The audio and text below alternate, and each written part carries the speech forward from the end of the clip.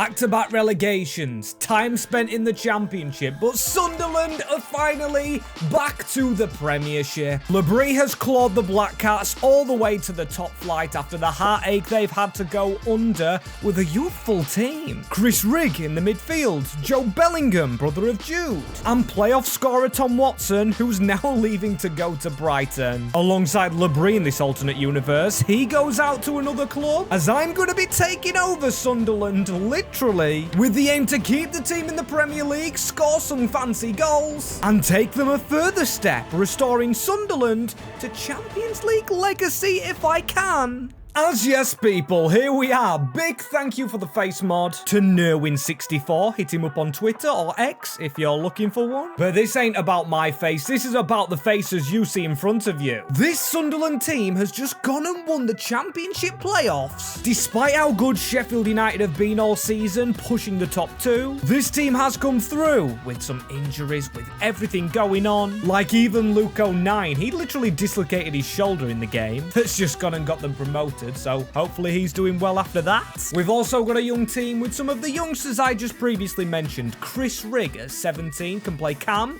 or central midfield. Joe Bellingham at only 18, brother of course of Jude. Mayenda's played up front, but we also have to lose another player. Before that amazing last minute goal, Tom Watson already had a transfer arranged. He goes to Brighton, which was pre-arranged, so goodbye, good luck in the Prem, which he might have not expected to be in already, because Sunderland promoted. That derby against Newcastle is going to be tasty in real life. Let me know your extremely early time-wear derby predictions in the comments down below. As the budget, oh dear, £9 million as a maximum. Get out of here, man. Shit, I'm saying.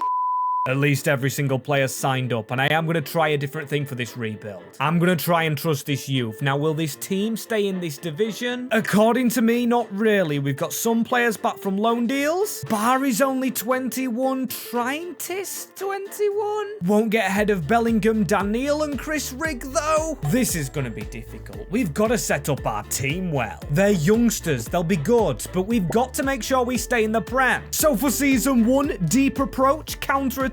I'm not taking risks here. I'm going to go very cautious. You can see the fullbacks are tucked into the centre halves. Centre defensive midfielders just staying in front of the centre backs for a bit more cover. Then going heavy on the defensive coaches. Definitely need to keep some clean sheets. That's one area we should be good with Daniel Ballard as our centre back man. A really good player in the build up towards the Championship playoff final. And plus I'm going to try Pierre Ekwa to join him. As Luke 09's come on a journey with Sunderland, but I think that journey might have stretched one too far, as I am going to pull a defender in, and this man's called Juan Herzog. Who is this man? He's been playing as a left centre-back in this defence, and trust me, Job has been playing. He's just picked up a little injury, so a little increase in his rating, 76 at only 19-year-old, as he sits behind Chris Rigg as well, even younger than him, in a very decent squad. Bringing in my own coaching staff, got the rating of Tri-Hume up. I mean, Herzog, we signed him with only 8 million to our bank name because we still had a Championship budget. Unfortunately, FC25 doesn't give Prem ones. When you switch around a Prem team, and there's the increase in Joe Bellingham. Fantastic, and it's a good job he actually played as a CDM, because I'm not changing him.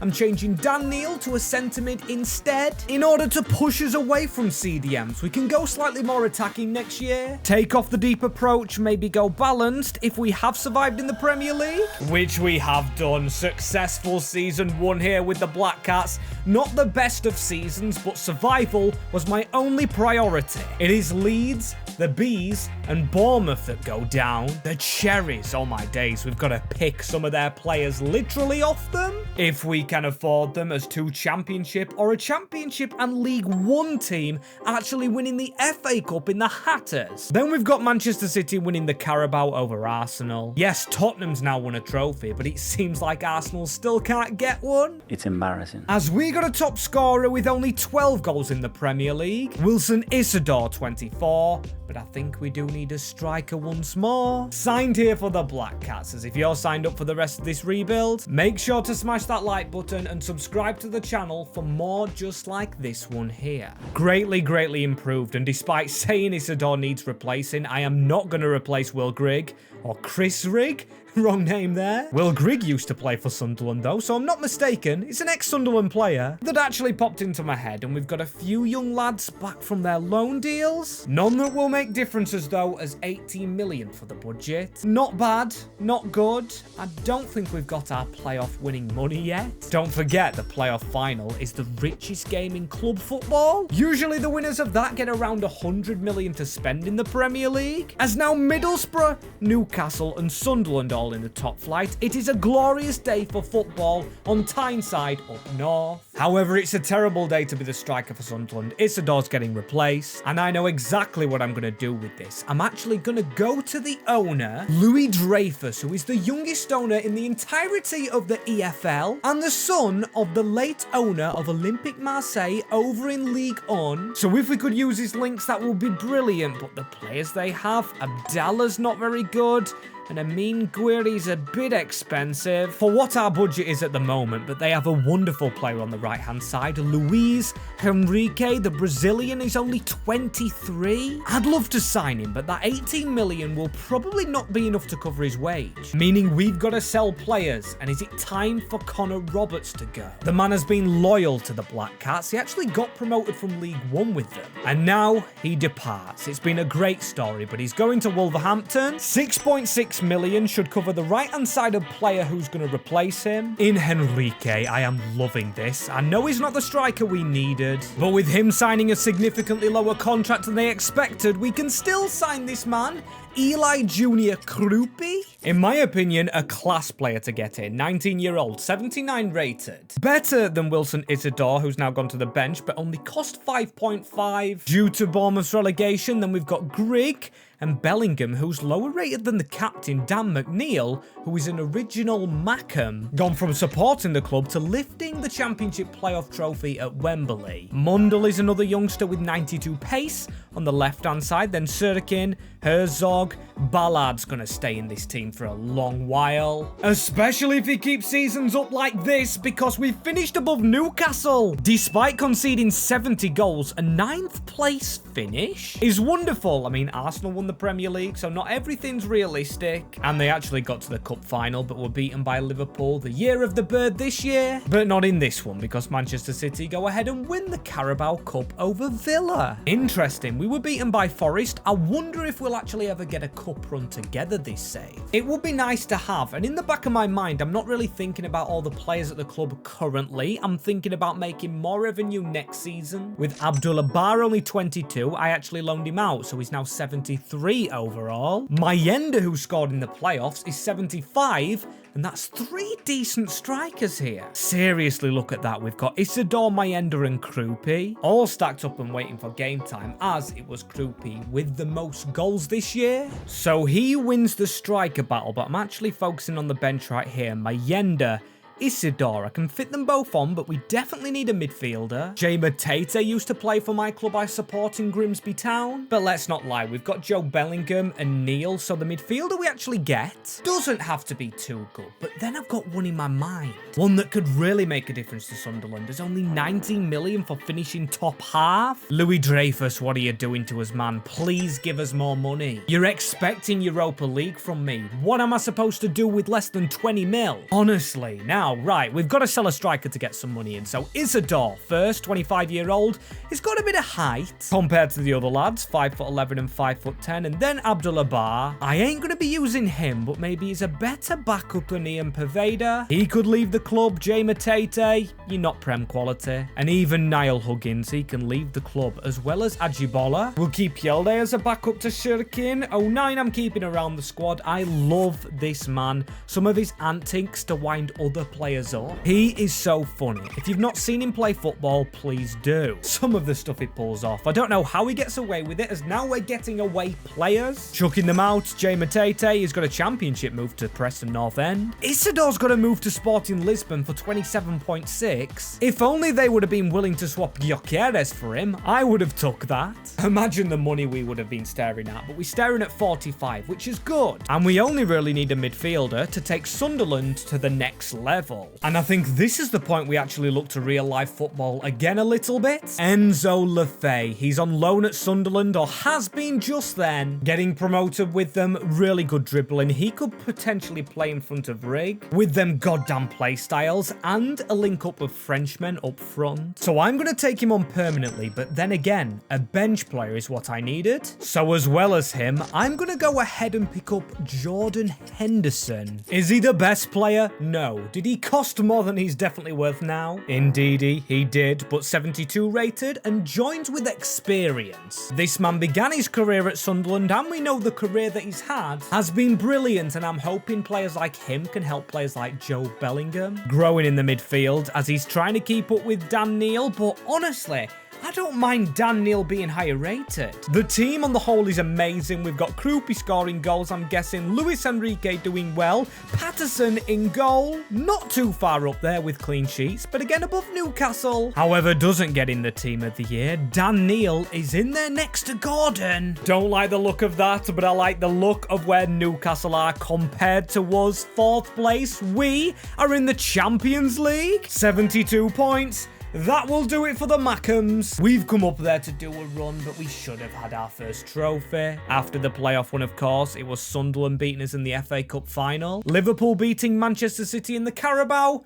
Not ashamed of it. We got our cup run, our Premier League run, and Dan Neil up to 20 goals for the season. Season number 4 now, and there's a big decision to make despite getting Champions League, and it is all around this man, Chris Rigg. He's now turned 20. He is currently under contract. He submitted himself a transfer request, which I'm unable to remove, but I actually want to try and get him out on loan. The Cole Palmer looking man is going to ruin his potential if he doesn't get played. However, we just can't get him out, and Enzo Lefebvre is the player in his position, which has me thinking, what if we loaned Enzo Lefebvre out for 1 year? Played Chris Rigg in the Champions League, because I actually don't expect us to win it. That will allow Enzo to go up in his rating, Chris Rigg to play with us. Although the board expects the finale reaching, that is very steep. Also, they want the Champions League reaching again. They want the FA Cup winning. And we could do with a trophy. Now, 4 seasons deep, we can't just settle for Premier League success. We need to do something on the whole, and with our bench not looking strong in terms of goalkeeping, maybe we do go and get ourselves a cup keeper. And alongside Jordan Henderson, there's only one player in mind for me. It has to be this man. I can't believe he's actually at Manchester United. Jordan Pickford has unfinished history here with the Black Cats. He'll get a place on the bench, as we probably could do with another midfielder above Jordan Henderson, despite him carrying Champions League pedigree. He has won it before with Liverpool, a 63 million to spend. However, I'm going to put my plan in place. I'm loaning Lefebvre out to Arsenal, fully trusting Chris Rigg to do it in the Champions League. And after sending a player to Arsenal, we go ahead and get an ex-player of theirs. Ex-Guna Guendouzi. He's 29-year-old. His defensive stats are a lot better than Job's. He's got passing. He's got a bit of pace in the midfield. And I like him next to especially Dan Neil, who is the captain of the club. Chris Rigg sat in that cam slot. We have got him higher rated than Lefebvre was. Also, Cruyff is now an 88. We've got Luis Enrique, 89. Patterson in the goal. I wish Pickford got a bit of game time. Being a bit of a cult hero from his days in the Premier League, but only 7 games. And goal scoring wise, well, it's a good job we actually brought in Mateo. 20, with Luis Enrique grabbing 24. And Lefebvre with only 2 goals, plus 2 in his rating though, from his time at the Gunners. But if you look at the team of the year, that looks like a blend of Sunderland and Newcastle. As wouldn't you look at that, We literally loaned our best attacking midfielder out to Arsenal. They finished 7th, but more importantly, we are top of the Premier League. Sunderland in 4 seasons have gone from Premier League promotion to Premier League trophy lifters. We also had Newcastle up there as Manchester City. I don't care about the cups now. We have won the biggest cup of all as QPR beaters in the FA Cup, knocked out by a bit of a rival Middlesbrough in the Carabao, and there's only one trophy we need now to complete this Saven dynasty of MWS ball. As you can see, I've got the badges loaded in now for the Italian leagues as 10th in the group stage. Not bad. From the Premier League winners, a 7-0 win over Celtic. But our journey came to an end at the hands of Los Blancos. Champions League turmoil, though, helping for Season 5 with 94 million. Is it in the hundreds? No, but it is good. Because genuinely, do we need turnaround? I wouldn't say too much now. Chris Rigg, only 21, 83 rated, lower than Lefebvre, who grew in his loan out. So, yeah, I'm going to have to get him back in the team. Sorry to Chris Rigg. And then Romain Mundle on the left. Another young player, 25, but Mundle and Chris Rigg on the bench is a partnership to be scared of, alongside the other youngster Mayenda, pulling off a quality goal in the playoff final, as this is a bit of a weird move. Now, Herzog, our best defender, wanted by the rivals Newcastle United. I'm sorry, Newcastle, in this career mode, you are successfully cancelled. No chance we accept that. We're the best team in England as it stands. And I want to keep that going by going ahead and getting that left midfielder, capable of winning the Champions League, as I'm going to use the board again, using their links in Marseille, but the options aren't very good. We have got Baumann, Sanchez, Fulchricht, and John McGinn. Çağlar Söyüncü. Ivan Perisic. John McGinn. Also, it's a John McGinn retiring, so he is no use at all. Maybe we look to the right again? Maybe we could switch a right player to a left-hand side of one? Oh my days, no. We're definitely not doing it with Anthony, despite him being left-footed, but in the right-wing position, they have Cade Gordon, a youngster who came through at Liverpool, definitely affordable to join Sunderland. Not the signing I expected to make, but there he goes, with help from Dennis Sirkin, a player who will love to overlap because I know he does that in real life. And only 2 weeks to a left mid, we've just got to trust the process with him. But this year, despite his signature, it doesn't help the league position. We actually suffered less defeats, but it's City that drowned us by a point. Newcastle's still wanting to hold our hand, just following us, but always behind us. As at least we do have something, a Super Cup, but I'm not putting it in the cabinet. That's right, I'm not going to count them anymore. I counted them in some previous builds, and it just didn't feel right, same as getting beaten by Blackpool in the FA Cup. A team Sunderland used to face when they were down there in League One. All my days in the rivals win the Carabao. There's only one thing to make this better, and that is competing in the Champions League, where it is an 8th place finish with only 1 defeat. I am praying we've got some success this year. A 4-1 against Frankfurt, a 2-0 against Dortmund, and a 3-2 against Paris, where we had to come back to face another French team, to face Monaco, and I can't believe it. We've made the final, beating some French team in Paris. I don't know if you've heard of them, and the owner, Louis Dreyfus, will be delighted. A Frenchman himself, he signed a bunch of French players, including Cruyff, Guendouzi, and also Lefebvre now in the squad. Chris Rigg going to Tottenham and improving. He looks like Cole Palmer. He's made a Cole Palmer move, going to a London club and upgrading himself, which is fair enough. Some things just don't work, as we've got a man who works for us in Henrique Lefebvre with only 8 goals. It's not too much better than what he did last season, but I do trust this squad. And can it win the Champions League for the Black Cats after winning the Championship playoffs? Which is what I'm hoping for. A little bit of a kit clash here with Monaco. I think we should have probably gone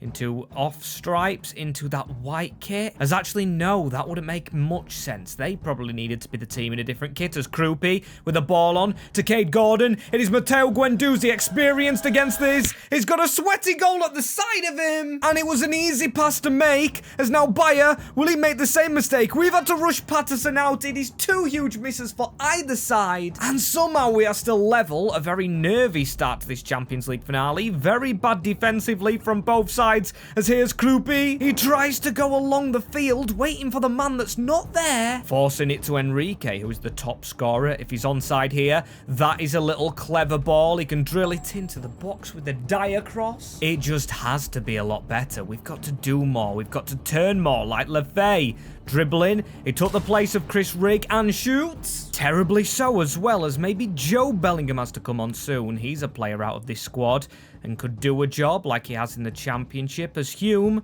if he could dribble in, not really a passing option. Maybe he has to shoot. Does the right back? It was Trey Hume. He went for it. And I'm going for the changes. I'm bringing Mundle in and also Joe Bellingham. Over a 90 rated Guendouzi. I must be crazy. But here's a run straight off the bench for Romain Mundle. Through on goal. He hits Herbig. The defender just got there, but he's still got the ball and shoots again. Was that the chance for Sunderland as Job just drive Romain Mundle? The link up from the substitutes could actually work if Cruyff makes a run a bit more centrally or peels off like he has done. It's Eli Cruyff Jr. with the finish, which could settle the Champions League. Brilliant goal from our number 9. That could be the Champions League. Herbig finally beaten. Just about keeping it up, and them substitutions. Tactical masterclass, of course.